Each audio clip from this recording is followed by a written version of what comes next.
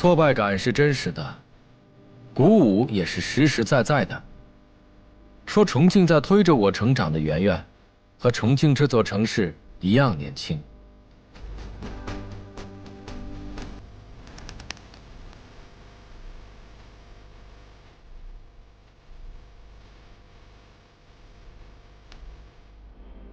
说说里面的话是3层楼的空间。对头。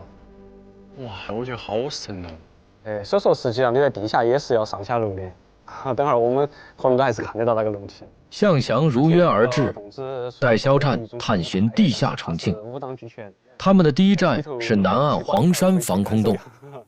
他们为啥子不把那都知道重庆地面是个立体空间，开发出来？其实它的下面还折叠了一个地下世界。只能是说，即使现在要开发的话，可能要一段一段的进行开发是比较好的。我们就开始地心之旅嘛。哦，要得，还要拿那个电筒，我有点紧张。那面我来先里头走。那面是没得灯儿的吗？对头啊。其实冬天在里头还很暖和，夏天很凉快。哇，我们真的要能够进去啊！哇，可以看到它实际上还是原来的那种原型。哦，我觉得这个真的太伟大了。你像，其实我在重庆生活那么多年哈，我对防空洞的了解其实还是很少。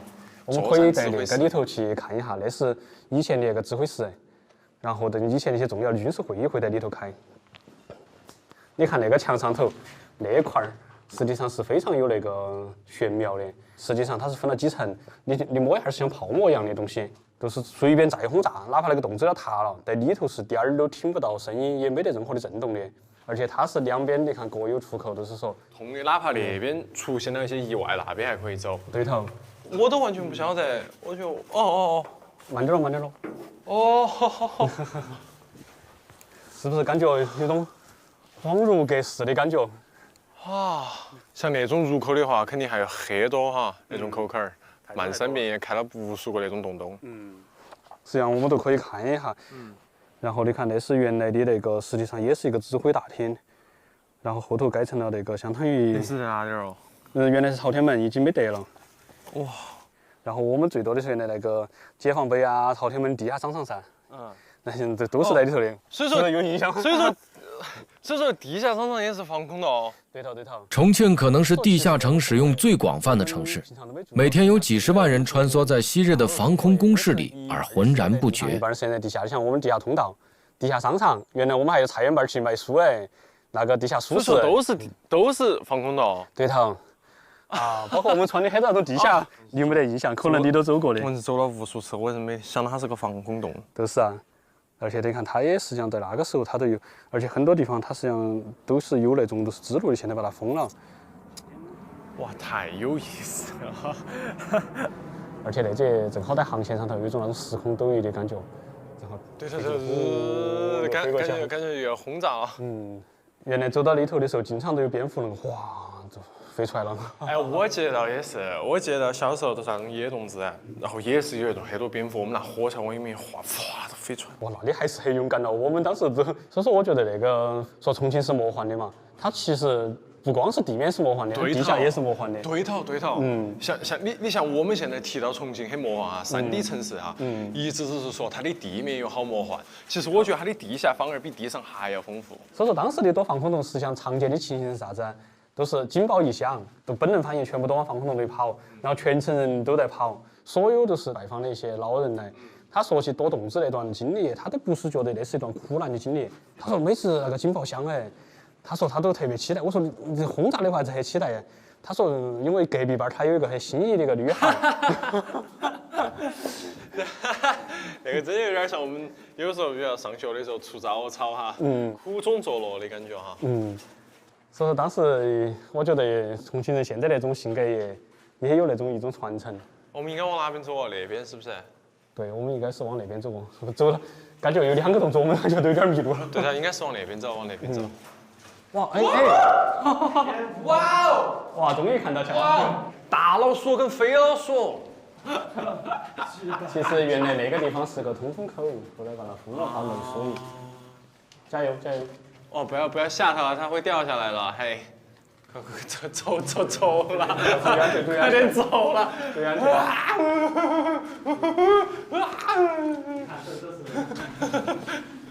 看那啥子？哦，跑，哈哈哈哈，喝惨了噻！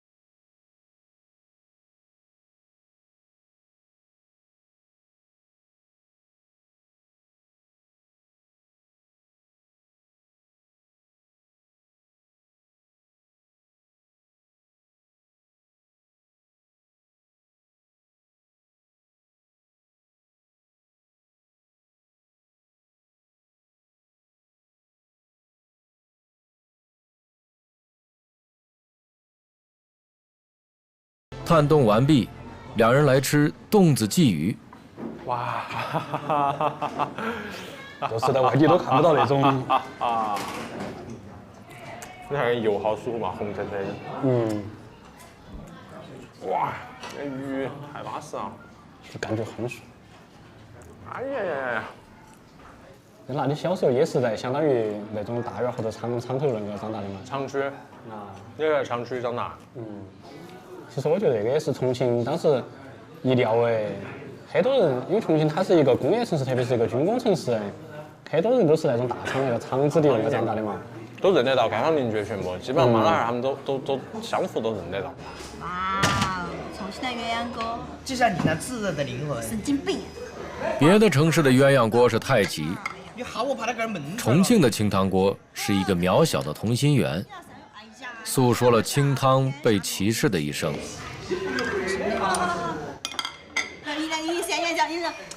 这个封箱演出开演在即，圆圆约了闺蜜和搭档一起吃火锅，放松一下。没有跟上，神经病！没跟上，没跟上，跟上节奏了吗？我们应该有3年没有去吃饭了，2年。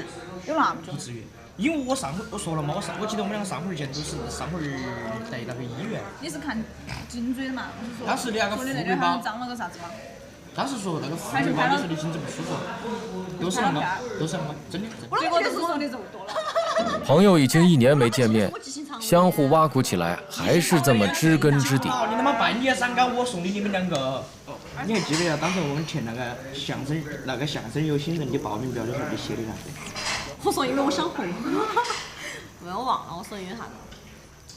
你还写了一个证明女的也可以说相声。对啊，证明女娃可以说相声，还有一个想让我妈认同我。男娃儿一般屋头管得没得那么严。等会儿嘛，等会儿。你是啷个说服你妈那会儿的？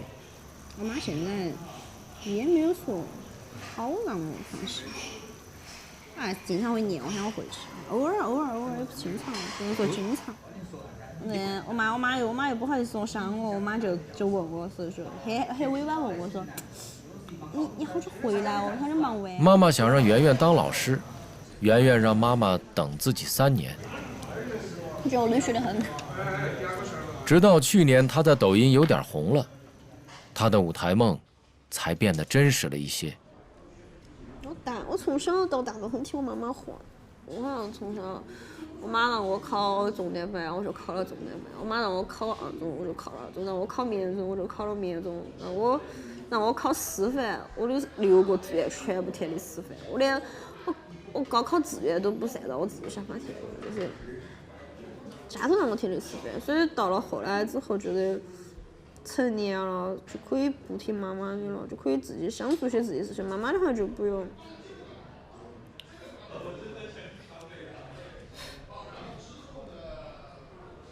我说活了，就眼泪都止不住，就烦了。我也不说活着，没眼的这么。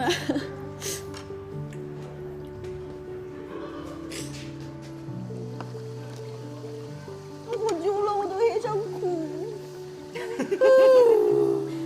大家都很喜欢我，点头。脾气很好，性格很好。你把个人都说笑了，我没话得了。脾气很好，性格很好，很会照顾人，全天下最优秀的人呐。信哥点头，镜头点头，镜头也要会点头。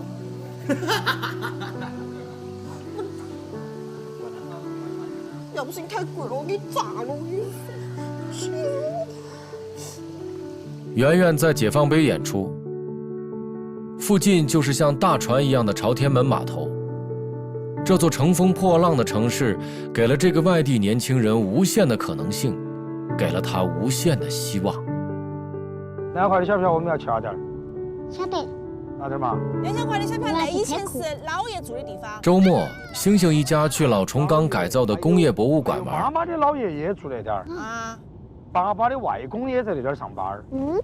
星星和妻子都是老崇刚的长子弟，小时候可能还一起在职工澡堂子里洗过澡。吵，但是原来那个地方是最繁华的地方。什么叫繁华？就是很热闹，下了班儿卖包子啊，卖油条啊。卖饭呐，大家在里头买菜呀、粥啊，商店啊，都在那点儿。2块以前爸爸妈妈洗澡都到那儿来，那个下头来洗澡。爸爸小时候那儿来洗过澡的，说不定那阵还遇到过妈妈的。那个地方小，你看那个高炉。那你们不是工作才认识的呀？是工作认识，但是小时候我们在。是啊，那是后来才发现的。对，后来才发现，小时候可能在一个，我外公跟你爷爷是好朋友。反正就是我们2个认识晚了。就认识晚了，认识的实际上是晚了，不一定有今天的是吧？对，那可能就是只能叫哥哥了。对。工业博物馆原来那儿就是崇刚。 2块以前我们小时候都看到烟囱高头一直冒白烟儿，好像说是把钢炼好了，然后都运起走，都在那个。妈妈尽是给你乱讲，那些你要听爸爸的。火车主要是运啥子来？运煤炭和运。你看那儿站那个工人，他戴了一个那个像爸爸那种帽子，是怕太热了烧到起后背，戴那个眼镜，那个眼镜是个墨镜，因为那钢水很亮噻，容易把眼睛刺伤。因为他在吹啥子？对，他在吹鸡腿。鸡腿，吹玻璃。哎，快来看！我跟你讲哈，我们屋头哪个开得来？奶奶开得来。奶奶和爷爷都开得来那个机器。那个大炮枪你不喜欢看就算了，摩托车你要不喜欢看，我都彻底要哭了。哎呀，跟你说不喜欢就不喜欢嘛。那些东西我们都用过的，你看妈妈小时候的手风琴都是那种，哎，真的是。这块看我小时候的手风琴。没哪样东西没得。真的是没哪样东西没得。然后我给你讲有个东西，那个是与吃有关的，你过来看一下。你喜欢喝可乐噻？你想喝可乐噻？爸爸妈妈小时候呢，没得噻，可乐也没白吃可乐。是天府可乐。天府可乐那是重庆人自己的可乐，那像时光机一样。爸爸像2个小的时候就做过的，他调到江河江的调到江高底，从那边那个岸上一直给他做过去。那天我带你一起做说过道嘛。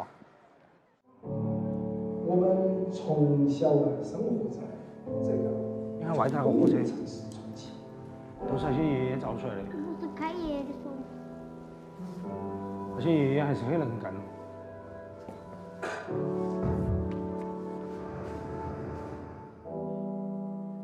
从祖辈开始，他们是我们的东西。当我有时候审视到在很高的点看到那片十里康城的时候，根本不敢相信，他在几年后他会消失。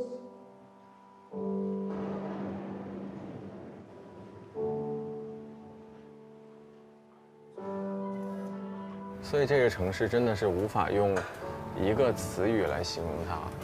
如果硬要我想的话，我觉得是一个复杂的城市。反而我不会用网红城市来形容它，网红城市概括不了它。我觉得重庆它是一个很有自己内心的那个核在的一个城市。回重庆，你要说有什么特别开心的也没有，其实就是一种回家了的放松感。啊，我也喜欢这里的每个人了。我觉得他们都很真诚，都非常有自己的特点，就是特别的豪爽耿直。在重庆的最后一晚，肖战去坐长江索道，往下俯瞰沉静的老城区和新起的高楼杂糅，魔幻的被压缩在同一个时空。所谓网红的背后，是一个城市悠长的底蕴，憨直倔强的精神。我从大一开始就加表演团，然后误打误撞开始说相声，然后特别是当第一次站上舞台之后，就觉得就想一直说下去。老子天生就属于舞台。年度封箱大戏上，圆圆和小伙伴们唱起了城门谣。重庆我待了4年半了，这个城市其实很热情，哪怕是陌生人，大家对你的热情度其实也挺高的，大家也像家人一样，所以就不想离开重庆。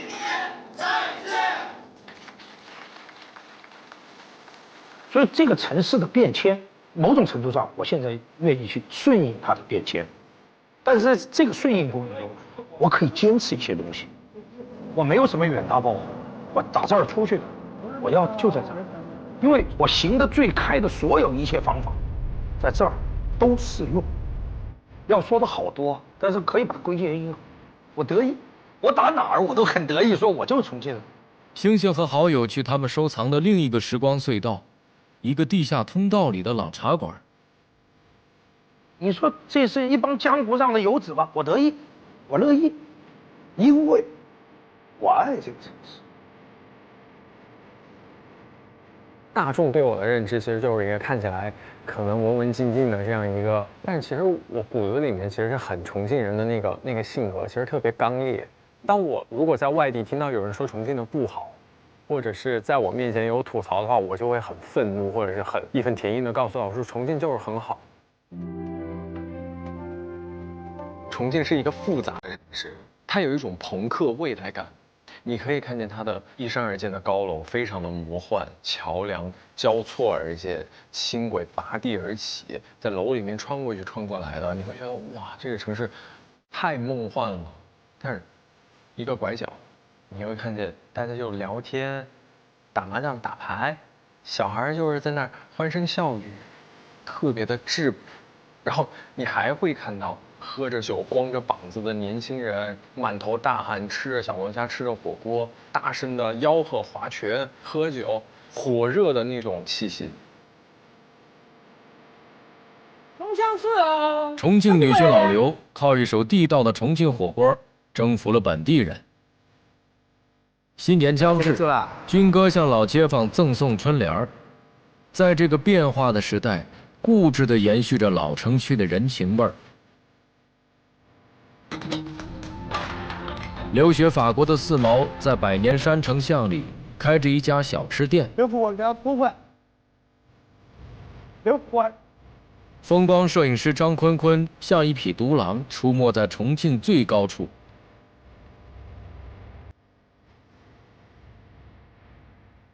在重庆，我们遇到了许多有趣的人，他们每天都要走过高低起伏的道路，有时站在山顶，有时又走入谷底，但每个人都深爱着这个城市，就像最终我们会爱上自己的生活，爱上生活里的烦恼、痛苦，爬过梯坎，穿过洞子，用滚烫的心拥抱生活。烤火盆可以，马上我来整哈。我跟你一起。哇，我记得我小时候，我们个人在外面都是野板上面生火，然后烤红烧。讲究那个油火香。不存在。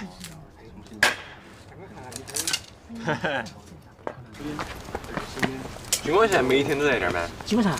哎，精神倍倍的。哎，我觉得那种好好哦，就感觉就是。回归了哈，都是啊，就周围那些熟人又多，感觉都像我们那个70、80年代那种感觉。对头。你好，点手哦。我晓得，哎。哇，那猫儿好乖啊。都是流浪猫。咪咪。高兴惨了，它开始咕咕咕了。高兴惨了，咪咪。当时你们渝洞那边那边住的时候，对哪些东西最感兴趣？其实我们也是靠到江边啊，比如说晚上放学呀，这些江边去谈水啊、游泳啊，然后有防空洞啊，也在那边耍。我记得防空洞，我小时候的时候，其实都是一个现在人的纳凉的一个地方。只要路过防空洞，哇，那个风，就是那种凉风刺骨的寒冷。它整个来说，防空洞在渝中区的时候，包括那个啥子医院呐、后头学校啊，包括工厂，全部在里头。所以说，在那个13年的时候，整个重庆人口只有42万，但是防空洞所能容纳的人口是44.5万，所以整个来说都是一个地下城。所以很多都不晓得，原来我们小时候都喜欢装防空洞。哇，那个好带感哦，那个感觉。都是啊，有点那种地下城与勇士的感觉。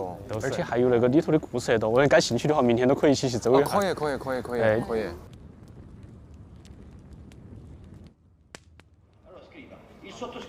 原来在外地待了10年，特别是每次过节的时候都特别。今晚的露天电影放的是意大利的《美丽人生》。那个电影都是聊户外那些噻。对头，好感人哦！我现在大概具体已经忘了他说的啥子了，但是都记得他后面是为了他女儿，是不是？那现在想的话，是父亲对你影响大吗？还是母亲对你影响大？父亲对我影响大，我老汉儿对我影响大。我也是老汉儿对我影响大。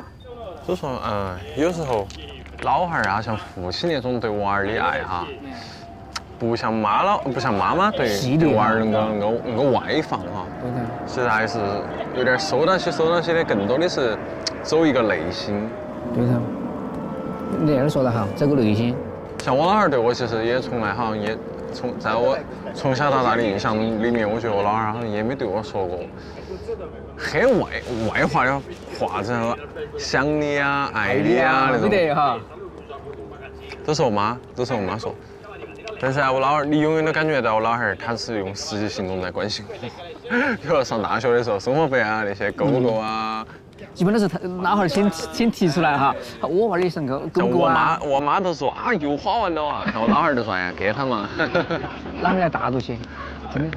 重庆男人的耙耳朵全国闻名，重庆男人自己却引以为傲，因为所谓的耙耳朵，根本是疼老婆、爱孩子。耙耳朵代表猩猩雄赳赳地出现在一群接学生的大爷大妈中。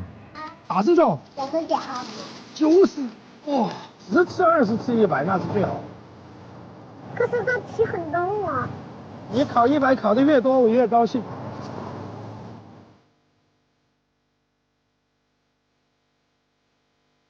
底下，海底，杆，栏杆。栏杆是指的栏杆，不是蓝颜色的杆。嘿嘿嘿嘿。1、2、3、4、5、6，什么乱七八糟的？还你们那些题啷个出的？那个都无厘头题，全部是些。你啷个算出每一户的人来的？辅导作业的温馨时光没有持续太久，很快，星星因为出题的不严谨，开始生气较真儿。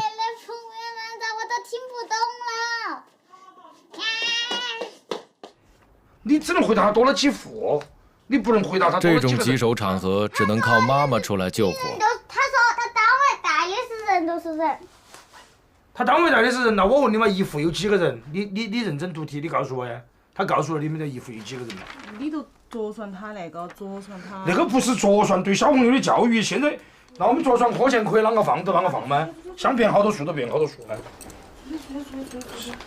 被老婆赶出屋的星星，趁机回到了自己心爱的收藏中。那是个老的流程，你看他那是日本产的，应该很大年岁了，比我年岁大，是老的哥伦比亚。或许受重庆抗战历史影响，星星是军事迷，收了许多2战时的老物件。他那个不是要卡，卡到了，先把它钉在那里，就给它上调，4、5、6、7、8、35、36、37、38、39、40。那都是为啥子要数数哈？数数的原因是因为它是老的发条，太老了。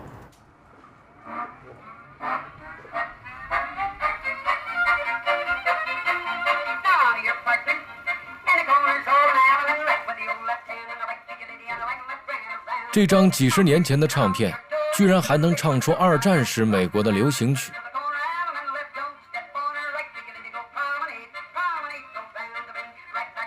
那个声音没得100年，也有几十年了，估计唱那个歌的人都做古了。那个是我收藏最得意的一个，开始在动了，就可以开始拍了，啊，就看到外面就可以。那是台监记机，就相当于我们的 Premiere 啊那种里头的那些东西。这里有个很老的一个间谍机，间谍相机，是因为我遇到了，我觉得太漂亮了这个机器。我一直觉得我收藏那些东西的原则是一个原则，我不是那个机器的主人，我只是它的保管者。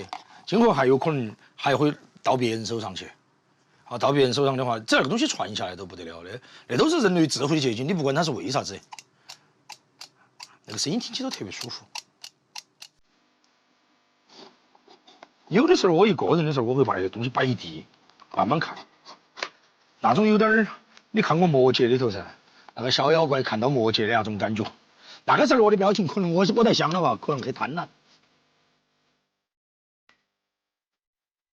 老物件儿通过保管者流传下去，就像一座大城的魂魄，经由一个个小人物的记忆保存了下来。冬天的下午，圆圆和于正豪拎着演出服，坐了很久的地铁，去年会上演出。年前是剧团最忙的时候，每周都有几个企业演出，圆圆的嗓子都哑了。看到圆圆士气低落，于正豪拿出一个紧箍咒逗她。曾经，你带上他，你就是我的儿子了。现场的各位观众朋友们，大家晚上好。今天我们两个来给大家说一段，说呢也不敢说，还介绍一下，来给大家介绍一下啊。我呢叫李圆圆，旁边那位是我的搭档。你看，咱们现在重庆建设的非常的好。年会的气氛跟小剧场演出完全不一样。台上说学逗唱，台下自顾自社交碰杯，是每个新人演员必经的挫折。这也是圆圆把理想当成职业后必须付出的代价。身旁的好朋友、家人们积极分享。我以为你要再说一那这酒刚开始喝，嗓子皮了。我听都听出来了，专门给你递的词儿，你还不那个？哎呦！即使是没人在听的演出，下台后两个年轻人还是严肃的复盘。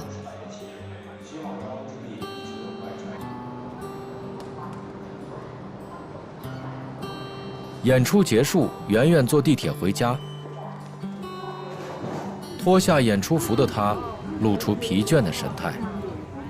轻轨夜晚搭载的大部分是像圆圆一样疲倦加班的本地人，肖战也曾是他们中一员。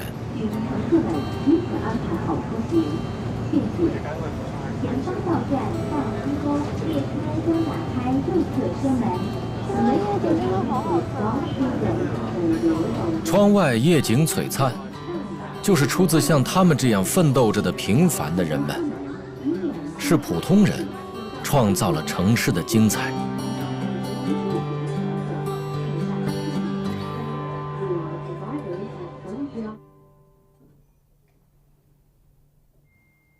鞋还来不及脱，就倒在床上睡着了。晚上他还有一场直播，这是日常工作的一部分。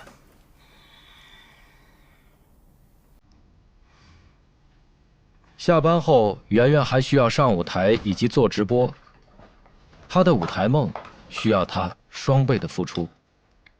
丧丧的拖过直播架，开始直播。欢迎大家，圆圆今天开播啦！谢谢成都啊，太长了。你们平时在哪里表演哟？我们平时是在周五在沙坪坝文化馆摆路场呀。呀不是，他往后看。